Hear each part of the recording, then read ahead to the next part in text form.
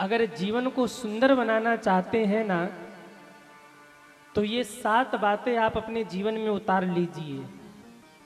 आपका घर, आपका जीवन स्वर्ग बन जाएगा। पहली बात, आप घर के बाहर चाहे जो रहिए, परंतु जब घर में आइए तो आप बड़े आदमी बन के मत आइए। जब भी घर में आइए तो अपने परिवार का सदस्य बन करके आइए। अगर घर को स्वर्ग बनाना है, जीवन को सुंदर बनाना है, तो पहला काम करिए क्या? बाहर कुछ भी आप रहिए, डीएम रहिए, कमिश्नर रहिए, अधिकारी रहिए, व्यापारी रहिए, बिजनेसमैन रहिए, चाहे हम कथावाचक रहें, कोई भी हो, आप घर के बाहर जो हैं वो रहिए। लेकिन अपने घर में जब आप जाइए ना, तो अपने परिवार का सदस्य बन के जाइए, अपने माता पिता का पुत्र बन के जाइए, घर का बालक बन के जाइए। क्योंकि घर में बालक बन के जो रहने में आनंद है, वो आनंद बड़े बन करके रहने में नहीं है सज्जनों। माँ बाप के सामने जाइए तो बेटा बन के जाइए, बालक बन के जाइए। घर के बाहर आप चाहे जो रहिए, पर घर के भीतर जब आप जाइए, दिन भर काम धाम में व्यस्त रहते हुए जब आप घर में पहुंचे तो घर का सदस्य बन के जाइए। दूसरा काम करिए, अपने घर के झगड़े को आप अपने घर में ही सुलझा लीजिए, वो भी धीमी आवाज में। अपने घर के झगड़े को आप बाहर मत जाने दीजिए, क्योंकि बाहर के लोग दूरबीन लगाए बैठे हैं आपकी कमियों को देखने के लिए। जिस दिन उनको आपके घर की एक कमी मिली ना, भरे समाज में आपकी बदनामी करने से वो पीछे नहीं हटेंगे। घर के बाहर आपकी बदनामी वो जरूर करेंगे। इसलिए घर के विवाद को अपने ही घर में सुलझा लीजिए, घर के बाहर मत जाने दीजिए। नंबर 3, अपने घर की बात हर किसी से मत कहिए। जो आज आपका हमदर्द बना घूम रहा है ना, कल को वो आपका सबसे बड़ा दुश्मन बन सकता है और आपके लिए ही वो विवाद बन सकता है। इसलिए अपने घर की हर बात हर किसी से मत कहिए। नंबर 4, जब आपको अपने घर के लोग अच्छे न लगे और घर के बाहर के लोग आपको अच्छे लगने लगे, मेरे भाई बहन, उस समय आप विशेष सावधान हो जाइए। अगर आपको आपके घर के लोग, माता पिता या भाइयों, आपकी पत्नी या पत्नी को पति, जब ये अच्छे न लगे और घर के बाहर की बात आपको अच्छी लगने लगे, तब आप थोड़े से सावधान हो जाना, क्योंकि कोई है जो आपके घर को बर्बाद करने का प्रयास कर रहा है, तोड़ने का प्रयास कर रहा है। अगर नहीं ध्यान दिया तो आपका परिवार बिखर जाएगा। नंबर 5, रुतबा दिखाने के लिए देखा देखी में कर्ज लेकर के दिखावा मत करिए। पड़ोसी स्कॉर्पियो ले आया तो हम फॉर्चूनर ले आएंगे। पड़ोसी ने 1 तल्ला मकान बनवाया तो हम 2 तल्ले मकान बनवाएंगे। याद रखिए, कम्बल जितना बड़ा है ना, उतना बड़ा ही पैर फैलाएंगे तो ठंडी नहीं लगेगी, और कम्बल से बाहर पैर गया तो ठंडी भी लगेगी और रात भर नींद भी आएगी, रात भर नींद भी नहीं आएगी। तो सज्जनों, कभी भी अगर जीवन में सुख शांति चाहते हैं, नोट कर लेना, देखा देखी कभी अपने शौक को पूरा करने के लिए कर्ज मत लेना। कमाना तब शौक पूरा करना। और एक बात और कह दूं, 2 रोटी कम खा लेना और कभी भूखे भी सो जाना, पर जब तक बहुत आवश्यक न हो जाए तब तक कर्ज मत लेना सज्जनों।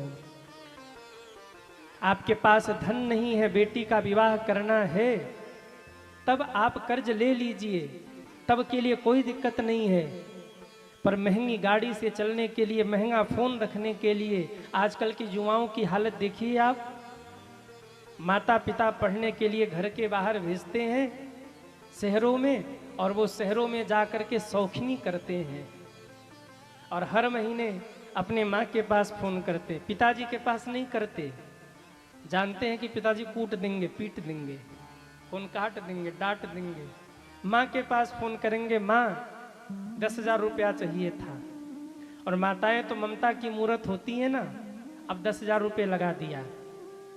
अब उस 10,000 का बच्चा बाहर क्या कर रहा है ये तो ध्यान दिया नहीं, बस 10,000 लगा दिया, ये बर्बादी का कारण बन जाएगा।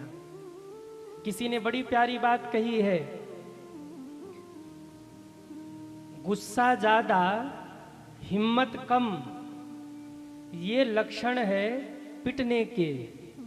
गुस्सा ज्यादा हिम्मत कम, ताकत कम, ये लक्षण है पिटने के। और खर्चा ज्यादा इनकम कम, ये लक्षण है मिटने के। आपके भीतर शक्ति है नहीं, वो पहलवान से भिड़ जाओ, क्या हल करेगा? अरे बताइए ना, कभी भूल के भी मत भिड़ना, नहीं तो एक ही मुक्का मारेगा जयराम जी की। ताकत कम हो तो पहलवान से नहीं भिड़ना चाहिए, और इनकम कम हो ना तो जरूरत से ज्यादा खर्चा नहीं करना चाहिए। विशेष करके माताओं से निवेदन, थोड़ा सा लिस्ट कमी लगाया करो, पति की कमाई देख करके उस हिसाब से लिस्ट लगाया करो। और भाइयों से भी निवेदन, शाम को जो 200 रुपया खर्चा होता है ना, उसको थोड़ा बचा लिया करो। हाँ। आप लोग समझदार हैं, समझ गए कि नहीं? बेचारी पत्नी तो वो घंटी आरती लेकर ओम जय जगदीश हरे, और शाम को पति तो कल्याण। समझ गए कि नहीं? अरे जोर से बोलो। हाँ, तुरसाडी वाले बड़े समझदार हैं, हम कहते कम है, समझ ज्यादा जाते हैं। विशेष परिस्थिति में कर्ज लीजिए, पर हमेशा कर्ज लेते रहेंगे तो आपके घर के बर्बादी का कारण वो बन जाएगा।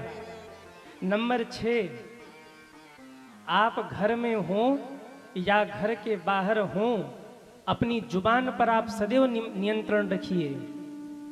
ऐसा शब्द कभी भी मत बोलिए जो आपके घर में या घर के बाहर विवाद का कारण बन जाए। कैसी वाणी बोलिए? ऐसी वाणी बोलिए मन काया पाखोए,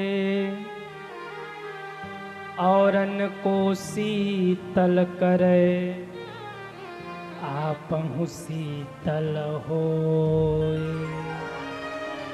कैसी वाणी बोलिए? ऐसी वाणी बोलिए मन काया पाखोए, औरन को शीतल करे, आपहु शीतल होए। पर एक सज्जन मिले, बोले गुरुजी हमने ये दोहा थोड़ा सा बदल दिया। हमने कहा क्या किया? बोले हमने इस दोहे को थोड़ा सा बदल दिया। हमने कहा क्या बदला, बताओ तो। उन्होंने बड़ी प्यारी बात कही। उन्होंने कहा ऐसी वाणी बोलिए हरदम झगड़ा होए, और ऐसे से न झगड़िए जो तुमसे तगड़ा होए।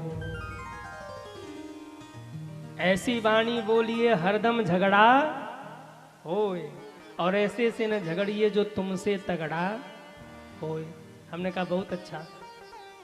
अपनी वाणी पर नियंत्रण रखिए।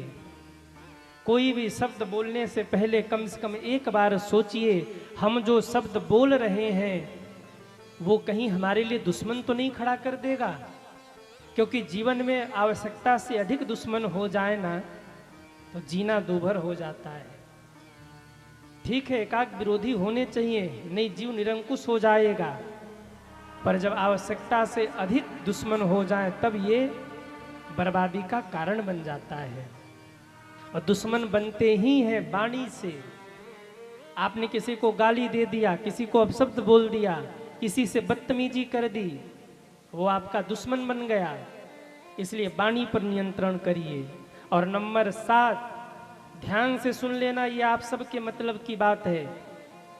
मैं आज कथा करके चला जाऊंगा, पर अगर ये बात आपने अपने जीवन में उतार लिया तो जीवन में इस बात का सुख आपको सदैव मिलेगा। आखिरी बात मैं कह रहा हूं, अपने जीवन के दुख दर्द को हर किसी के सामने रोना बंद करिए।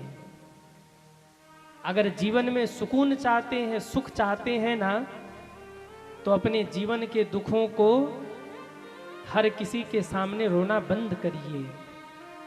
हर किसी के सामने मत रोइए, क्योंकि ये दुनिया बड़ी गजब है सज्जनों। जब किसी के सामने आप अपने दुखों को रोते हैं ना, तो वो आपके सामने तो 2 बूंद आंसू बहाएगा, पर आपके पीठ पीछे आपका मजाक बनाएगा। आपके आंखों के सामने 2 बूंद आंसू बहाएगा, पर आपके पीठ पीछे आपका मजाक बनाएगा। इसलिए मैं कई बार कहता हूं, रोने की इच्छा हो ना तो दीवार की तरफ मुख करके रो लेना, पर इन दुनिया वालों के सामने रोने मत जाना। बहुत रोने की इच्छा हो तो मंदिर में जाके भगवान के सामने रो लेना, घर बंद करके दीवार की तरफ मुख करके रो लेना, गुरुदेव के चरणों में जाकर के रो लेना, पर इन दुनिया वालों के सामने मत रोना। क्योंकि जब तक आप सामने हैं तब तक तो वो रोने का नाटक करेंगे आपको देखकर, और जैसे ही आप वहां से गए कहेंगे देखो देखो अब आया ऊंट पहाड़ के नीचे, बड़ा उड़ रहा था, बड़ा उछल रहा था, अब पता लगेगा। अच्छा हुआ, इसके साथ यही होना चाहिए। इसलिए हर किसी के सामने रोना बंद करिए सज्जनों। अगर आप हर किसी के सामने ही अपने दुखों को, अपने कष्टों को रोना शुरू करते हैं, तो ये मानिएगा कि आप बहुत सुखी नहीं रह पाएंगे। क्योंकि आज तो आपको देखने में दुखी हो रहे हैं ना, कल को आपके वही लोग आपका फायदा उठाएंगे। इसलिए हर किसी के सामने रोना बंद करिए। और यकीन मानिएगा, यदि ये 7 बात आपने अपने जीवन में उतार लिया तो निश्चित ही आपके जीवन में सुख समृद्धि आएगी, आनंद आएगा, जीवन जीने का नया मार्ग मिलेगा।